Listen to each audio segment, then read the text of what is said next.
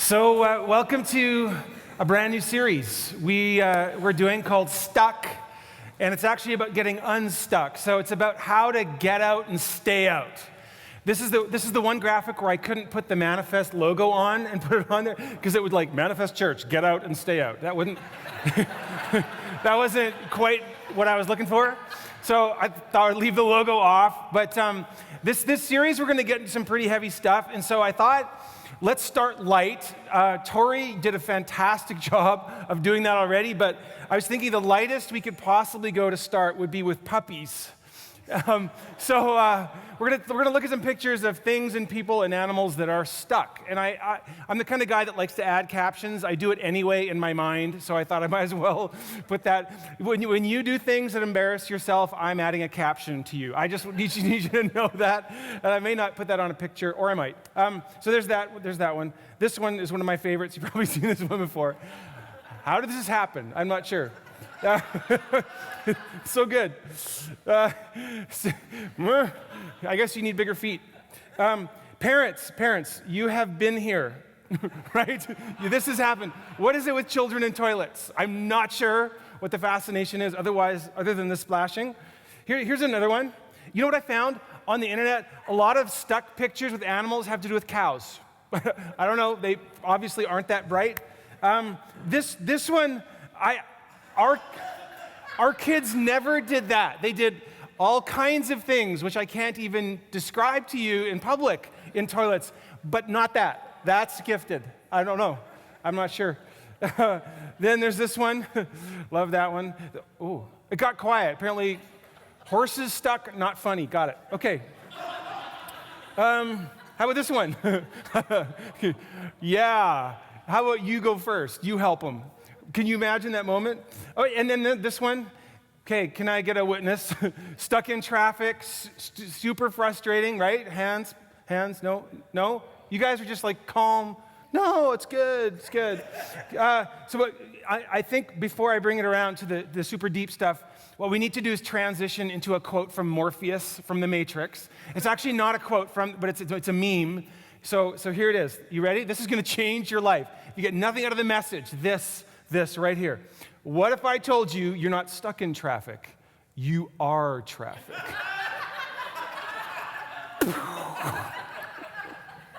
Right? No, it's the other people. Come on. So we're going to, when it comes to getting stuck, I think we can laugh at inanimate objects, getting stuck to and in and out of or whatever, among inanimate objects. And getting ourselves extricated from things like that is relatively easy, and it's funny. You can kind of laugh afterwards unless you lose a limb or something. But for the most part, it's kind of fun. But when it comes to stuff that we get stuck on the inside, that's not so funny. So when you get stuck in a real rut in your life that you can't seem to get out of, that's suddenly not as funny. What about when you're stuck in a habit that you can't break? What about abusive relationships that you don't know how to get out of? What about expectations that are placed on you that you kind of end up serving and you end up resenting the people that are expecting so much, even though you're the one that's giving into the expectation? How do you get out of that? What about stuck in a reputation that seems to follow you around, even though you've changed, others haven't, and they're keeping you in this box? What about thinking in your head, like a doom loop, that you know is not helpful, that you keep going around and around and around on, and you keep thinking the same kind of destructive thoughts over and over again in your head? Not to mention that we live in this world where people are on the lookout. Some people are on the lookout for others who are stuck so they can take advantage of them being stuck and put them in even deeper bondage than before. Right? Looking for the weak and the helpless, the ones that are already caught in something, to prey on them, which is why we grow up kind of, and especially this culture, this society we live in, we distrust power. Probably like almost no other generation in history, because we've seen the abuse of power and how people in power use power to enslave the people that don't have it or who have less than they do. I think this is one of the reasons why so many people in our kind of world today, especially in North America, are walking away from organized religion. Because there's just so much abuse of power, or there has been traditionally, or so many people have been hurt that they think, you know what, I'm just going to walk away entirely. And it's not without merit. Did you know that the Latin root of the word religion apparently means to bind? To bind. That's what religion does. That's what it's for. A religion is designed to bind you to a certain belief or bind you to a certain system of behavior or morality. And it's designed for people in power to be able to prevent people from breaking free. That's what it's for. So I understand why people are running away from religion in droves. It makes sense. The problem is that we kind of lump God in with all our religions. And you think, well, why wouldn't we do that? Isn't God the source of all that? Or people manufacture a God and follow him, and then they come up with a list of rules to keep everybody in line. But here's the thing. What if God isn't actually synonymous with religion?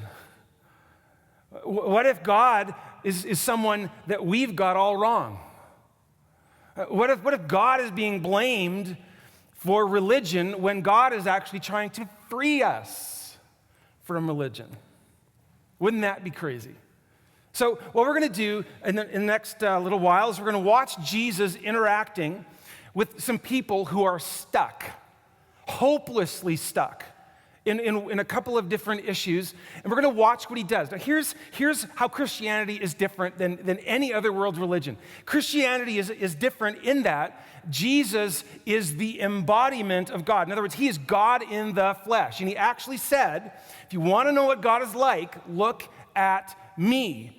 This is hugely helpful for me, because if I'm going to be honest, even as a pastor, even someone who's spent their entire life studying the Bible, I don't quite know what to do with all of those stories in the Old Testament with bloodshed and all of that. But what I do know is that God appeared in Jesus and cleared his throat and said, I don't know what you think about all that, but I'm going to set the record straight. This is who I am. You want to know what I'm like, who I am, what I stand for? Look at me. Listen to my words. Watch what I do.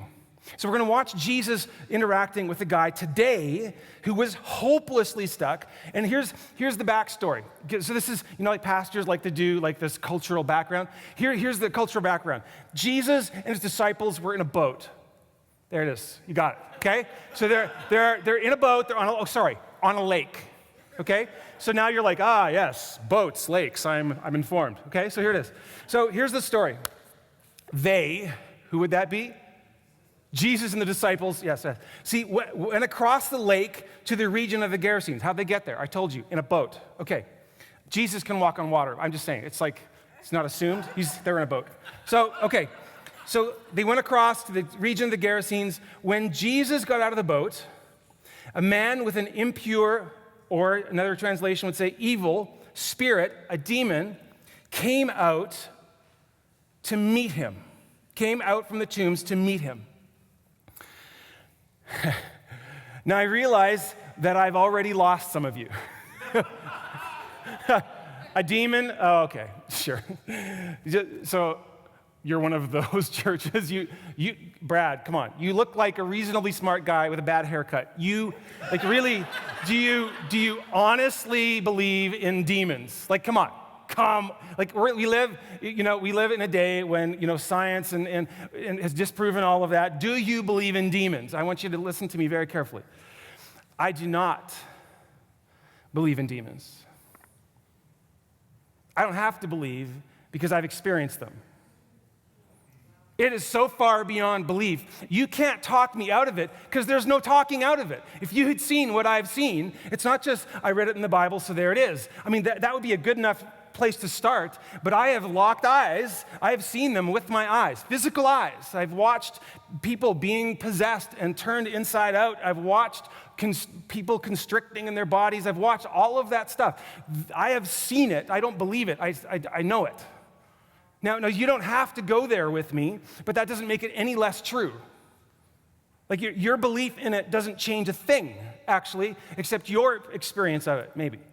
So that's where I'm coming from in this story, okay? This is not just a belief. This is the way it is. This is the way the world works. Now, if you don't want to go there with me and you don't believe that, it's okay. There are some things you can get out of it, but in this case, this story becomes so much more powerful when you allow that, okay? So here it is. Here's this guy. He's hopelessly stuck. Now watch. We're going to watch what his life is like stuck. All right? So first of all, we realize he's living in the tombs. He came from the tombs. So this man lived in the tombs, and no one, watch, this is so good. I'm going to come back to this later. Remember this. No one could bind him anymore, not even with a chain. No one could bind him anymore, not even with a chain.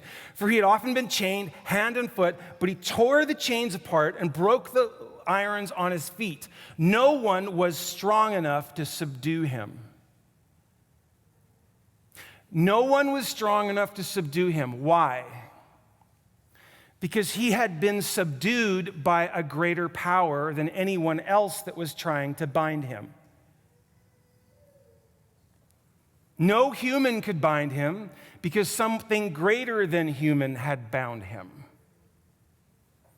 So this demon, this spirit, had bound him, which in a sense freed him from the shackles of other people, but he's under the bondage of this thing. This is super important. We'll come back to that later. That principle alone, when I unpack it, is going to make your head explode in a good way, Okay. So no one was strong enough to subdue him. Night and day among the tombs and in the hills, he would cry out and cut himself with stones. So here's a guy that is so under the control of this demon that he's out of control. So no one could control him, not even himself, really. Right? So he is out of control. He's isolated because of this bondage that he's in, this trap that he's in. He's isolated. He's been pushed away from his friends and his family, and he's living in a graveyard. He identifies more with the dead than the living. I don't know if you've ever felt like that, where you look like you feel like you're watching life from the outside in, and you watch other people laughing and crying and moving through life and experiencing life, and you feel like that about faith. You feel like these other people, they seem to be experiencing God, and I'm looking in from the outside. I don't quite get it. I don't feel it like other people do. He's definitely feeling this pull, and it's getting worse. It's getting worse. He's isolated. He's alone, and there are people. Look at this. He is so under the power of this demon that there are people trying to bind him. So picture this. So you've probably been bound by your own guilt, your own shame, your own habits. And then to make life worse, the people around you are trying to box you and bind you. Now, I know that he was a danger probably to himself and to others, and that was probably factoring in. I'm sure it was. But this is a crazy, crazy story. Now, the way my brain works, because I'm a storyteller, is I like to ask, how did this guy get here? Like, we kind of have a description of what life was like for him and his immediate history before Jesus landed on the beach. But how did he get there? I want to suggest to you, there's a passage that I want to show you in Proverbs chapter 7. I'm going to walk through it on the screen. And we don't know what this guy's issues were. I'm just guessing. But in the book of Proverbs, Solomon wrote a lot of the Proverbs. In the book of Proverbs, there are really wise people looking at life, drawing principles and wisdom from life and saying, you know what, I think there's an analogy here that works for all of us. So I think that's what's going on. So I'm going to walk you through a slide, because I can tell you right now, this guy didn't wake up one day and just bang, end up possessed by a demon, right? There was a slide, there was some sort of descent into darkness, and I think this is important to trace, again, because it's our story too. And I think we need to realize it. So here's the story. So someone is looking outside their window. I was looking out the window of my house through the lattice, and I saw among the simple, I noticed among the young men, a youth who had no sense. Now, I just want to say, for those of you that are going, well, of course he had no sense. He's a youth. That's harsh. Don't even say that. I wouldn't even think such a thing. So don't even go there. What it means actually is, I noticed he's a young punk kid, and he's ignorant. Again, that's not an insult. He just doesn't know better. He's not old. He's not wise enough to know that when he's in trouble. Basically, that's what they're getting at here, okay? So a youth who had no sense, and he was going down the street near her corner. Whose corner? We're going to find out. Walking along in the direction of her house at twilight. Just listen to the poetic kind of language here. There's a sense of ominous darkness building. Look, at the twilight, as the day was fading, as the dark of night set in. You know, you can just feel that, whoo, you know. So there's this, he's looking through the lattice, and there's this kid wandering around, and he's thinking, kid, what are you doing? What are you doing? He doesn't know what he's doing. He doesn't have enough experience to know what he's doing. But he's maybe, what do kids do out as the sun goes down? They're looking for trouble or looking for something to do, like just something to break, something to, some rule to break, whatever. So then watch this. You think, no big deal. Then out came a woman to meet him. Now, I just want to point out, it doesn't have to be a woman. The roles could be reversed. This is just how he's telling the story, okay? He's actually watching this happening. But look what happens. Out came a woman to meet him. He's just wandering. He's just looking for something to do, but someone else has him marked. Sees that wandering spirit and marks him. Watch this. With crafty intent, she took hold of him and kissed him with a brazen face. She said, I came out to meet you. I looked for you, and I found you. Now, some kid out there looking for love in all the wrong places, and someone comes to him and says, I was looking for you. Really? Right? Just, again, he's so ignorant. He doesn't even know better. Someone's telling him all the right things. And do you see the seduction that's happening? Right? He's out just looking for a good time, and suddenly he's being targeted, and he's being pulled subtly into the darkness. Look at this. Then she says, I've covered my bed with colored linens from Egypt. She's painting a picture for him. I've perfumed my bed with myrrh, aloes, and cinnamon. Come, let's drink deeply of love till morning. Let's enjoy ourselves with love. My husband, he's not at home. He's gone on a long journey, and he took his purse filled with money. He won't be back till full moon. With persuasive words, she led him astray. She seduced him with her smooth talk. See, no one wakes up in the morning and goes, you know what would make a good day? I want to end the day ruined by evil.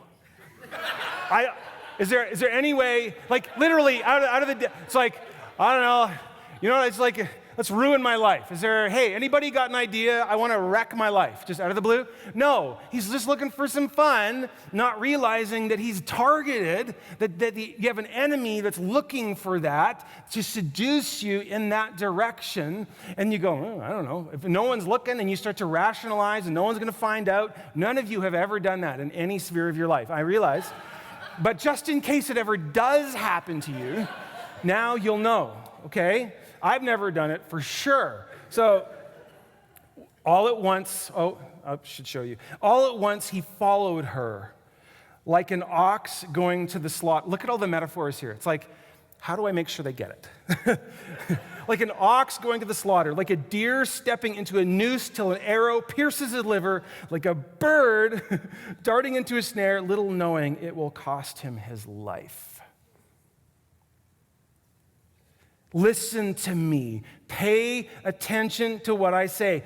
Do not let your heart turn to her ways or stray into her paths. Many are the victims she has brought down. See, he's realizing this thing that I'm watching play out here, this is the story of humanity.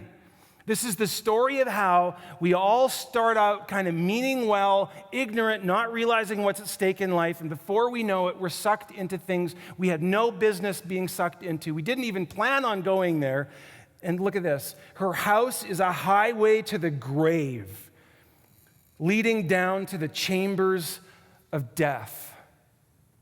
This is the story of humanity, to the degree that one of Jesus' disciples, thousands of years later, would write, "The entire world is under the control of the evil one." All of us. So we don't know exactly what happened to this dude who has met Jesus at the tombs. What we do know, it was somewhere in this story that I just related to you.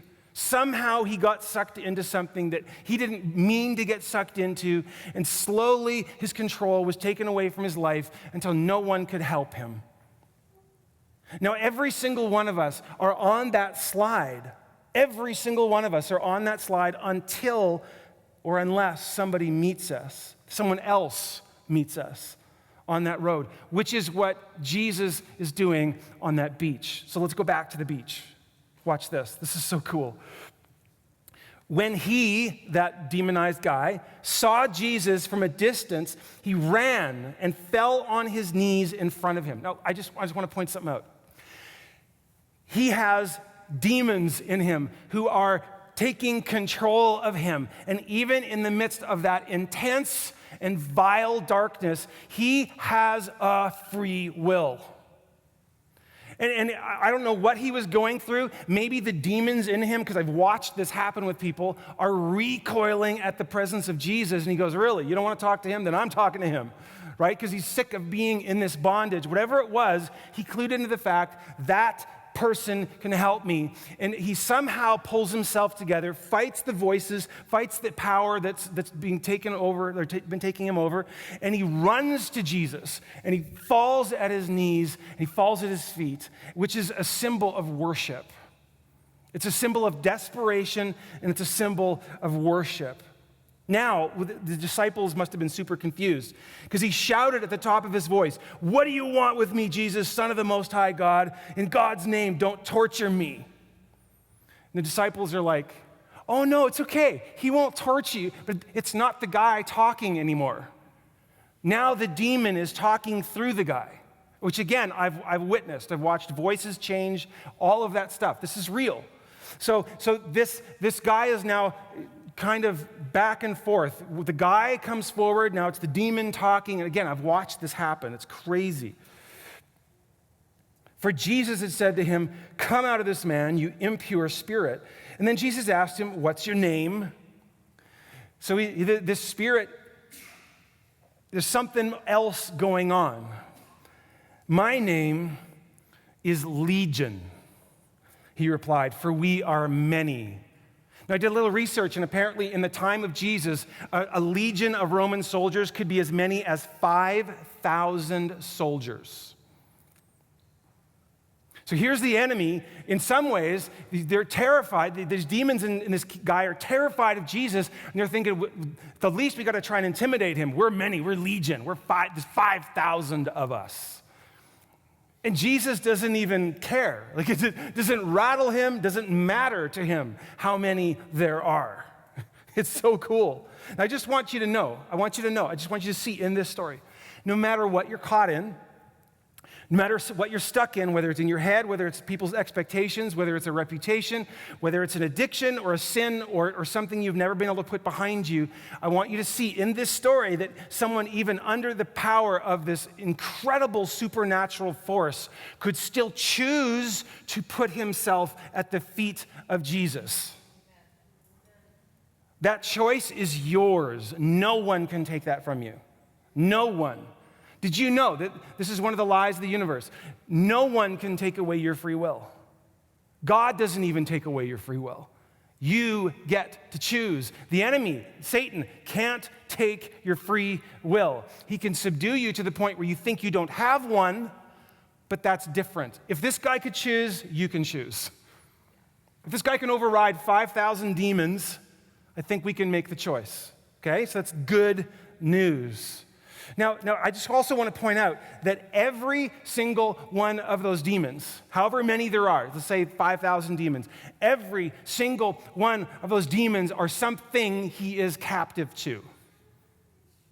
Something separate that he's captive to. And watch what Jesus does with this. Again, the guy is speaking, but the demons are talking, right? And he begged Jesus again and again not to send them out of the area. So he's conflicted, but he wants help. A large herd of pigs is feeding on the nearby hillside, and the demons begged Jesus, "Send us among the pigs, allow us to go into them." Look at this, 5,000 demons, more than you could even comprehend, and they're asking Jesus for permission. And he gave them permission, and the impure spirits came out and went into the pigs. In other words, they were on their way out. They're just like, can we choose where we go? They couldn't choose that they would go. They had to choose, they were asking for permission to choose where they could go.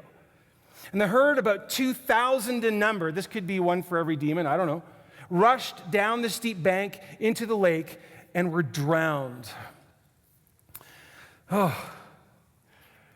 Every one of those demons represent one thing that he was captive to, and Jesus set him free from every single thing. Every single thing. He didn't leave one to teach him, a little bit about patience. He didn't, right? No, they all go. You need to know this. Jesus has power and he has authority over every single thing you are captive to. And he wants to set you free throughout the course of your life from every single thing. We let go of this concept and we acquiesce to the hopelessness that the enemy wants to foist on us, which I'm sure is what this guy was feeling. I'm never going to be totally free. And Jesus arrives and kaboom, it's ground zero, and he can't even believe what's going on. Listen to this. I want you to grab this. This is so good. This relates to what I said earlier. When you bow to Jesus, you bring your captivity under his authority, which means it's canceled. Because look, this guy was bound by something greater than the people, so they couldn't bind him anymore. Now he comes to Jesus and he bows to Jesus, and the devil can't bind him anymore. Do you see it? Jesus is the ultimate. He's the most powerful. Nothing goes higher than Jesus. So by bowing to Jesus, he is set free from everything under Jesus. Because he answers only to one, ever, always. I wish I could get this across. Do you know? English language. Do you know that when this is throughout the New Testament, there's this bold proclamation. You have been set free from the power of sin. You have been set free from the power of Satan. You're set free from yourself. Your old self is crucified. The old is gone. The new has come. And you're thinking, but how come I still experience this bondage? Because you don't believe it. It's because we don't believe it. So, this is so good. I want you to imagine right now that fear that's keeping you captive. I want you to imagine facing it and realizing Monday morning that suddenly it's gone. Suddenly, there's someone bigger than the fear. How can I be in bondage to this fear if I'm subjected to Jesus? It can't be. I'm free. And then I want you to imagine being free from that fear. What about that shame that shackled you all of your life? You think, how can I be in bondage to this shame? I'm in bondage, and I'm summary to the Jesus, the one who releases me, the liberator. How can this be? I can't be. What about anger? Those expectations, those people might still have those expectations, but you are not bound by those expectations because you are bound by one and only Jesus. That's it. That's all you answer to is just him. Him. Oh, so good. So good, Tori. So good. Man. Okay, and it doesn't matter if there's one demon or 1,000. Do you see this from the story? 2,000, 5,000, all the armies of hell. In fact, James says that if we submit to God, resist even the devil himself, and he will not just let go, flee. You see these demons fleeing from Jesus and these pigs. They just can't even stand to be around him. It doesn't matter. It could be everything arrayed against you, all the powers of hell. It doesn't matter. As a guy named Dan Moeller would say, if you have Jesus in you, it doesn't matter what's against you. Jesus in you means everything else is outnumbered. Everything else is outnumbered.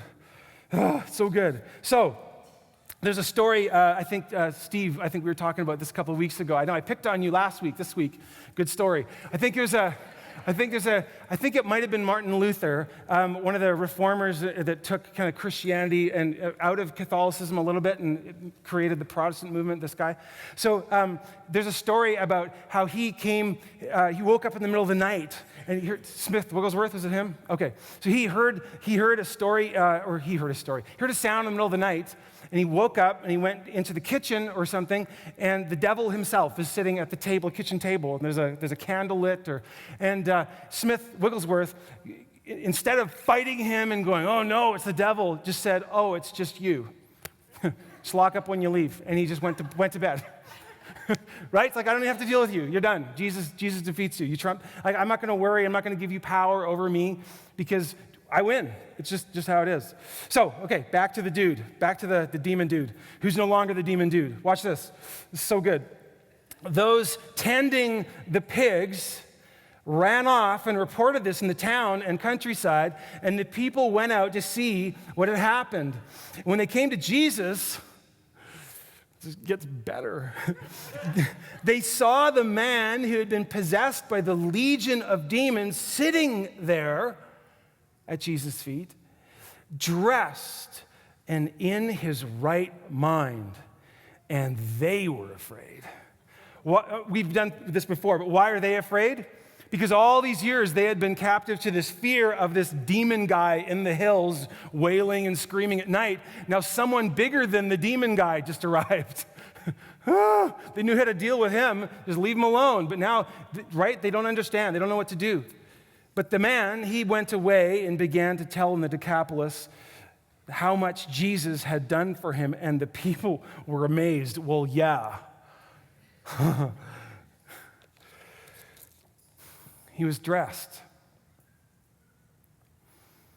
He had been naked or partially naked, covered in shame, bound by this reputation, bound by this lifestyle, bound by however many demons were binding him, and now he's dressed. One of the most powerful images in all of Scripture is the fact that when we put our faith in Jesus, he takes off our old clothes that have defined us and defiled us. He takes them off and he dresses us in his righteousness. Righteousness is being made right. So here is this physical symbol of this guy who was all wrong. He was in darkness, he was deceived, he was in bondage, he was depressed, it was hopeless, he was powerless. And now he's sitting there and he's right. He's right because Jesus made me right. And guess what? Those people coming and they're going, yeah, but used to be the demon guy and all the things they would say, I don't trust him yet. He's just like, I don't care what you think because Jesus made me right. And the devil could come to him himself, or those 2,000 demons or 5,000 demons could come back and whisper and go, you're going to fall back into temptation and you're the same old person and nobody loves you and you burned all those bridges years ago. And he'd be going, you know what? I don't even know what you're saying because Jesus made me right. Well, you're not right. Well, then take it up with Jesus. I don't want to take it up with Jesus. Then this conversation is over. It's over. I'm right, and Jesus made me right, so you can't make me unright. I'm right. If you put your faith in Jesus, if your faith is in Jesus, he has made you right, and no one can take it from you except you, living as though you're not. And he's in his right mind. Did you notice that? This is really important. So Jesus does this transformation, this exchange. He makes him right, but he knows that he will slip back into his old patterns unless his mind is right. And a right mind is a mind that looks to Jesus and says, it's his word, it's him, and it's his power that defines me. A right mind is bowing to Jesus and bringing our captivity under his authority so he has the final word. So now, with dressed and in his right mind, this guy's on his way. He's good. It's just like that. So good. Now, here's what I'm praying for in this series. I can tell I'm a little excited. This went through me like a live wire this week. I actually came downstairs and I said, Shauna, this message got me. It just went, whoo, like it always does, but this one, just big. So what I'm praying for is that whatever it is that you're stuck in and that I'm stuck in this week, that we'll realize that being stuck is actually kind of here. That Jesus is actually, by dying on the cross and rising from the dead, he's actually made the way. He's already set us free. What needs to happen is that we need to take off those old clothes and dress ourselves in what Jesus has provided so we can say, he's made me right, and then he's going to change the way we think about our issues, give us that right mind so we can walk into freedom. Yeah? Sound like a plan? I think it sounds like a plan. Woo!